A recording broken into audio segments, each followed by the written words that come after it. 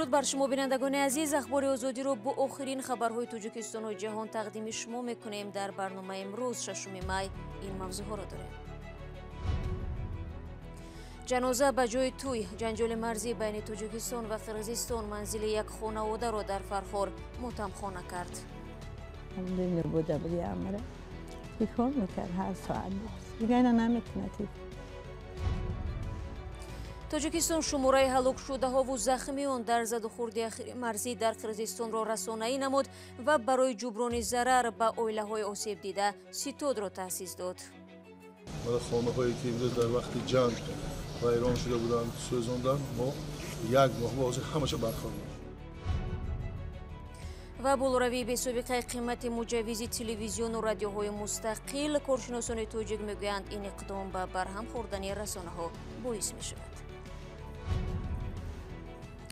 عید رمضان در تاجیکستان 13 می تجلیل می گردد. این روز با قرار شورای علما از جانب مرکز اسلامی تاجیکستان اعلان شد. شورای علما گفته است شخصانی که مالشان به نصاب رسیده است می توانند زکات خود را در برابر فقیران و نیازمندان به خانواده شهیدانی که در راه محافظت مرز و بوم وطن قربان شدند و عائله های آنها بی سر و بان مانده است بدهند. اشاره شورای علما به 10 نفر نظامیان است که در مناقشه روز 29 اپریل در مرز با قرقیزستان کشته شدند. شورای علما این سال نصاب زکات را 25,000 سومانی مقرر نموده است که از آن 625 سومانی زکات داده می شود.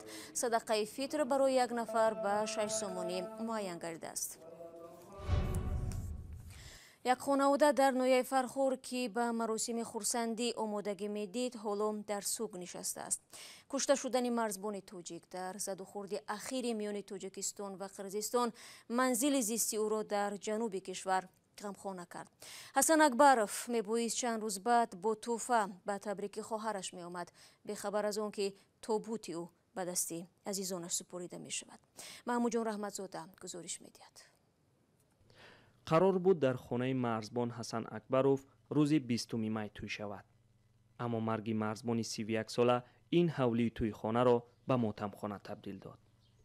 حالا شکرانه اکبروف به جای آغوش گرفتن برادر عکس بیجانی او را بغل می کند. دیگر حسن به توی خواهرش آمدن نمی تواند. آرزوهایی پیش از توی وعده کردهش را با خود به خاک برد. حسن اکبروف پیش از مرگ به مادرش زنگ میزند و در حقش دعا طلب میکند.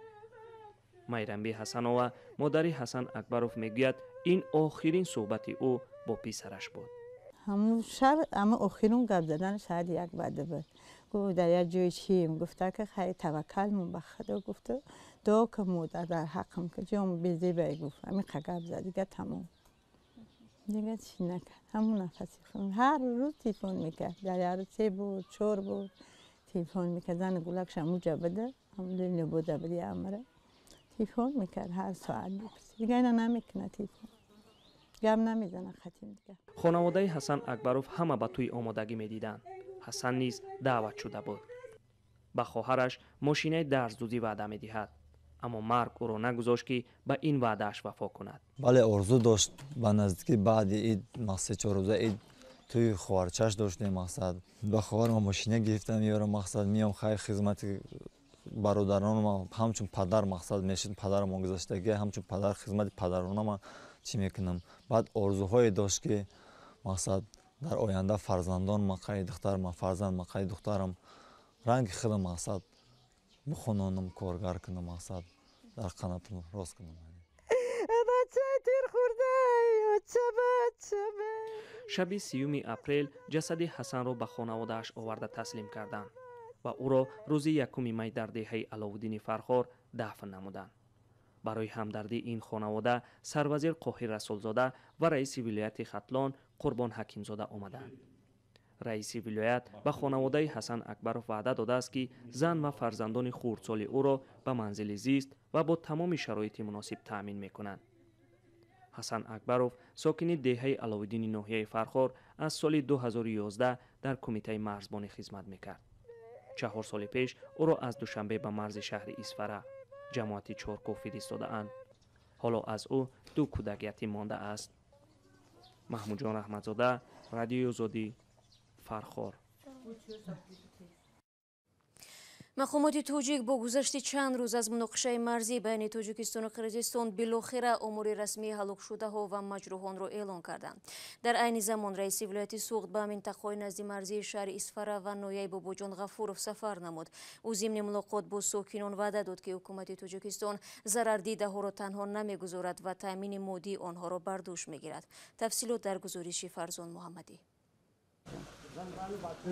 мақомоти вилояти суғд пас аз дақиқ кардани шумори фавтидагону захмиён ва зарардидагони муноқишаи ахири марзӣ барои ҷуброн ва барқарорсозӣ ситодеро таъсис дод.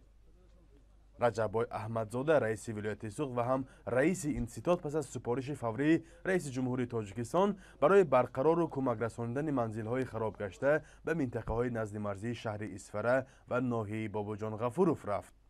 дар ин ҳангом ба таври расмӣ шумораи ҳалокшудагон ва захмиёни тоҷикро эълон кард.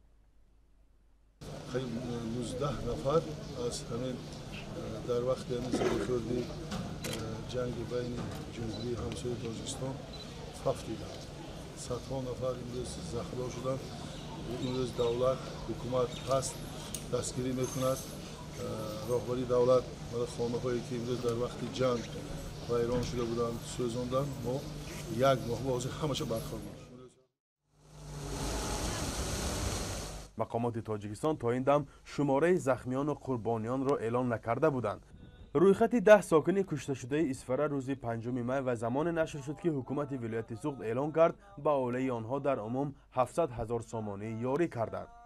ба захмиён аз 10 то 20 000 сомонӣ доданд ва ҳамчунин ба гуфтаи мақомот барои поси хотири шаҳидон лавҳаи ёдбуд гузошта мешавад. барои оянда то ба воя расидан хондан то оиладор шудан имрӯз ҳукумат мо албатта ғамхорӣ мекунем. шумо танҳо нестед. طبق خبرهای رسمی بیشتر از 34 حولی ساکنان دهه‌های خواجه علا و سامانیان ضرر دیدند و 16 تای آن که پوره تخریب شده بود روز 5 می کارهای بازسازیش را با اشتراک رجب‌های احمدزاده شروع کردند. من همین قدر روز بود من کوچه به کوچه گشتم جای خواب نیست. در جنگ و جدالی که روزهای 28 و 29 اپریل در سرحد تاجیکستان و قرقیزستان رخ داد از هر دو جانب ده ها نفر کشته و صدها کس زخمی شدند. جانب قرقیزستان اعلام کرد که در این حادثه 189 شهروند آن کشور مجروح شده، 36 کس از جمله 2 کودک جان باختند. هر دو کشور یکدیگر را با آغاز جنگ متهم میکنند و دادستانی‌های کل تاجیکستان و قرقیزستان برای پژوهش حادثه پرونده‌های جنایی گشودند. تاجیکستان و قرقیزستان 970 کیلومتر مرز دارند و از این حساب تنها 519 کیلومتر آن معین و علامت گذاری شده است. منطقه های دیگری بحثی که از آب و زمین و چراگاه عبارتند هر چند وقت سبب زنازنی و تیرپرانی ساکنان و نیروهای دو کشور می شوند. فرزان محمدی، رادیو آزادی، شهر اسفره. дар идомаи ҳамин мавзӯъ мақомоти тоҷик мегӯянд қирғизистон 19 шаҳрванди тоҷикистонро аз ҳудудаш ихроҷ кардааст. аксари онҳо сокинони ноҳияи лахш буданд.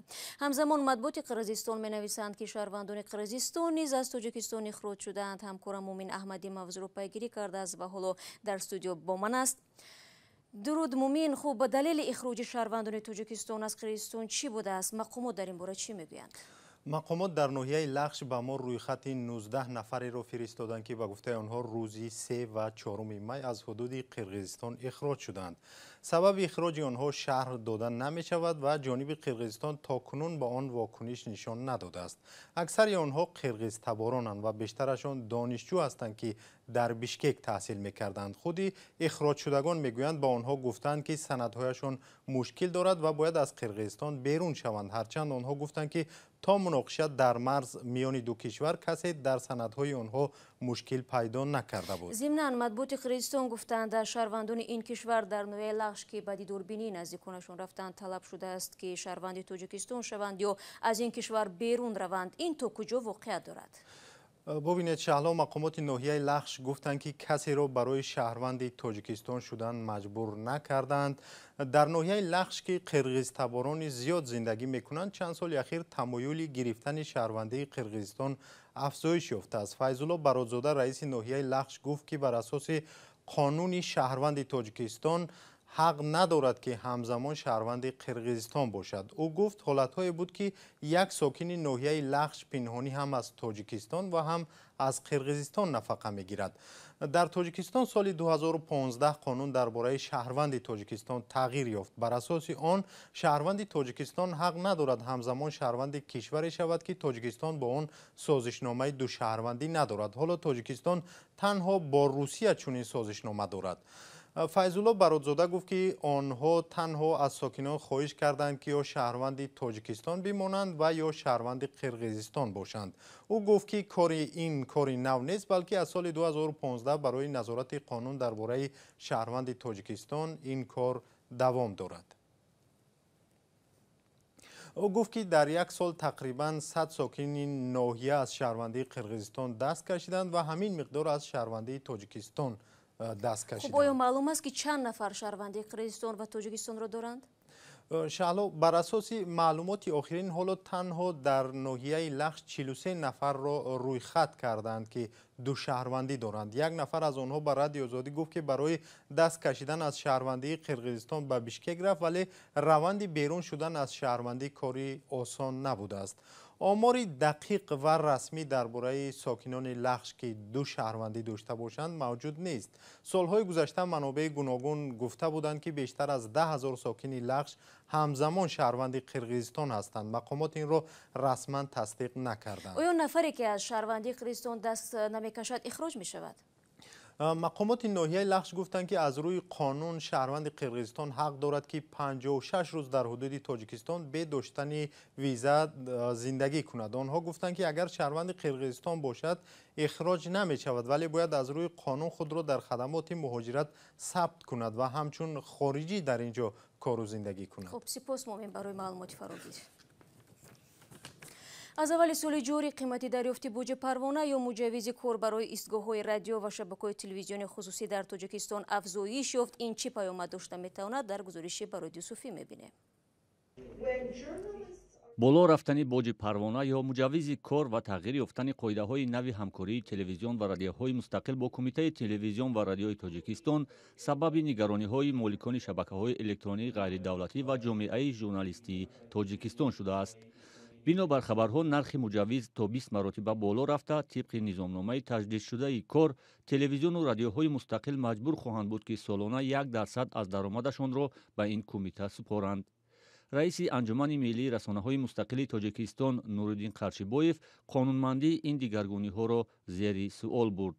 نه فقط خلاف معیارهای بین‌المللی یا تجربه پیشقدمی رشد رادیو تلویزیون، بلکه ویران کردن قانونگذاری درباره رقابت است. یعنی کمیته تلویزیون و رادیو نزد کمیته تاجیکستان از حقوق مونوپولی خود استفاده برده آزادی های رادیو و تلویزیون های غیر حکومتی را محدود میکنند. حالا در تاجیکستان بیشتر از 30 تلویزیون و رادیوی مستقل فعالیت دارد که برای فعالیت در طول 5 سال یک دفعه مجوز کمیته تلویزیون و رادیو را به دست میآورند. تا آغاز سال 2021 باج پروانه کار تلویزیون و رادیوهای مستقل بیشتر از 700 سومانی بود. اکنون این مبلغ با بیشتر از 13,000 سومانی بالا برده شده است.